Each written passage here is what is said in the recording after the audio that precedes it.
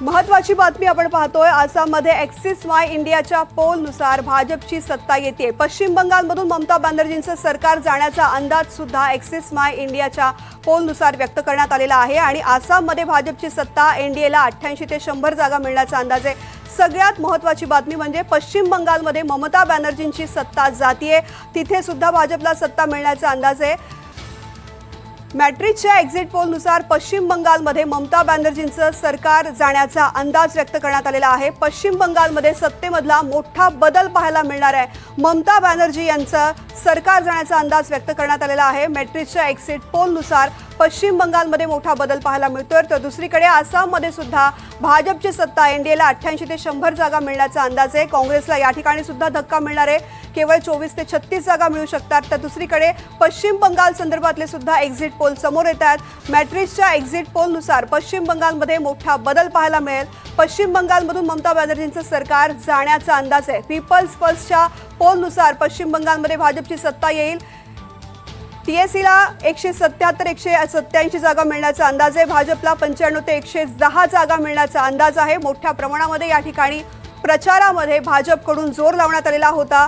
पंतप्रधान नरेंद्र मोदी आणि गृहमंत्री अमित शहा यांनी मोठ्या प्रमाणात या ठिकाणी सभा घेतलेला होता आणि त्याचा परिणाम पश्चिम बंगालमध्ये पाहायला मिळेल। ममता बॅनर्जींचं सरकार या ठिकाणाहून जाते आणि इकडे भाजपची सत्ता येण्याचा अंदाज आहे। पश्चिम बंगालमधून ममता बॅनर्जींचं सरकार जात आहे आणि या ठिकाणी भाजपची सत्ता येण्याचा अंदाज आहे।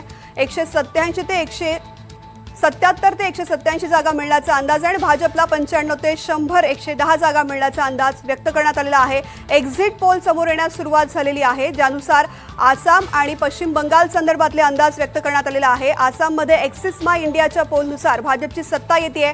एनडीएला 88 ते 100 जागा मिळण्याचा अंदाज आहे। काँग्रेसला 24 ते 36 जागा मिळण्याचा अंदाज आहे।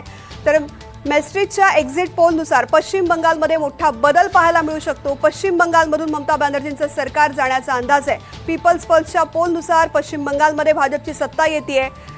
टीएमसीला 177 ते 187 जागा मिळण्याचा अंदाज आहे आणि भाजपला 95 ते 110 जागांवरती समाधान मानावं लागण्याची शक्यता आहे।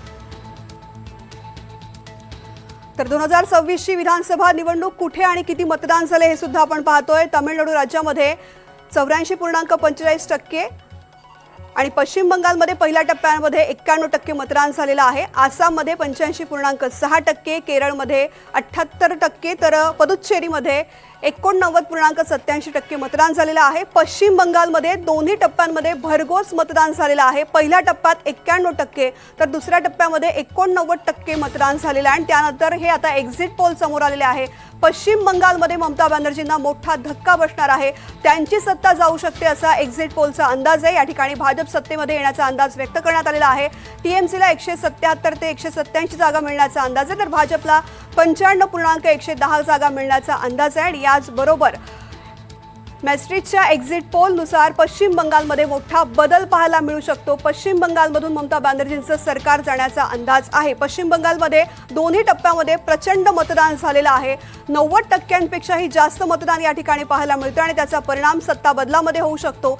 टीएमसीला 125 ते 140 जागा मिळतील, भाजपला 141 ते 161 जागा आणि काँग्रेसला या ठिकाणी एकही जागा मिळणार नाही असा मॅट्रिक्सच्या एक्झिट पोलचा अंदाज आहे। त्यामुळे या ठिकाणी ममता बॅनर्जींना मोठा धक्का बसणार आहे। भाजपला या ठिकाणी सत्ता मिळवण्यामध्ये यश येण्याचा अंदाज एक्झिट पोलनुसार वर्तवण्यात आलेला आहे। मात्र काँग्रेसला एकही जागा इथे मिळणार नाही। काँग्रेस या ठिकाणी आपलं खातंही उघडू शकणार नाही असा एक्झिट पोलचा अंदाज आहे। मात्र ममता बॅनर्जींसाठी प्रचंड मोठा धक्का, 125 ते 140 केवळ जागा मिळू शकतात। मात्र भाजप 150 ते 160 जागा मिळवण्यात सुद्धा यशस्वी होऊ शकतो। त्याच ठिकाणी तुलनेमध्ये काँग्रेसला एकही जागा मिळणार नाही, एकाही ठिकाणी विजय मिळणार नाही, कुठल्याही मतदारसंघामध्ये काँग्रेसचा प्रभाव दिसू शकत नाही असा अंदाज चाणक्य एक्झिट पोलने सुद्धा वर्तवलेला आहे। दोन एक्झिट पोलनुसार काँग्रेसला कोणत्याही प्रकारचं यश या ठिकाणी मिळणार नाही असा अंदाज आहे। मात्र त्याचवेळी टीएमसी आणि भाजप संदर्भातले अंदाज मिळते जुळते आहेत। टीएमसीला 130 ते 140 जागा आणि भाजपला 150 ते 160 जागा, म्हणजे दोन्ही एक्झिट पोलनुसार भाजपच सत्तेमध्ये येते आणि ममता बॅनर्जी यांना मोठा धक्का बसतोय असा अंदाज व्यक्त करण्यात आलेला आहे। त्याचबरोबर काँग्रेसने सुद्धा या ठिकाणी प्रचंड प्रमाणामध्ये प्रचार केलेला होता, मात्र त्यांच्या प्रचाराला यश येणार नाहीये। राहुल गांधी यांनी या ठिकाणी सभा घेतल्या, मात्र त्याचा कोणताही परिणाम दिसणार नाही असा एक्झिट पोलचा अंदाज आहे। पीपल्स पल्स एक्झिट पोलनुसार टीएमसीला 177 ते 187 जागा, भाजपला 95 ते 110 जागा आणि काँग्रेसला या एक्झिट पोलमध्ये सुद्धा सत्ता मिळवण्यात यश येत नाही असा अंदाज आहे. एका एक्झिट पोलनुसार टीएमसीला यश मिळू शकतं, मात्र दोन जे एक्झिट पोलचे अंदाज आलेले आहेत त्यामध्ये मात्र भाजपच सत्ता मिळवेल आणि ममता बॅनर्जी यांना हा सगळ्यात मोठा धक्का बसेल असा अंदाज व्यक्त करण्यात आलेला आहे. 2026 विधानसभा निवडणूक पश्चिम बंगालमध्ये भाजपसाठी प्रचंड प्रतिष्ठेची होती आणि मोठ्या प्रमाणामध्ये प्रचारामध्ये सुद्धा भाजपनं आघाडी घेतलेली होती. स्वतः पंतप्रधान नरेंद्र मोदी आणि गृहमंत्री अमित शहा यांनी मोठ्या प्रमाणामध्ये या ठिकाणी प्रचार रॅली घेतलेली होती, सभा घेतलेल्या होत्या आणि त्याचा परिणाम कदाचित या विजयामध्ये आपल्याला पाहायला मिळू शकतो. पश्चिम बंगालमधून ममता बॅनर्जींना सत्तेमधून पायउतार व्हावं लागू शकतं आणि भाजप या ठिकाणी सत्तेमध्ये बसू शकतो असा अंदाज एक्झिट पोलनी समोर आलेला आहे. निवडणुकीचे निकाल प्रत्यक्ष येण्यानंतर आकडेवारी स्पष्ट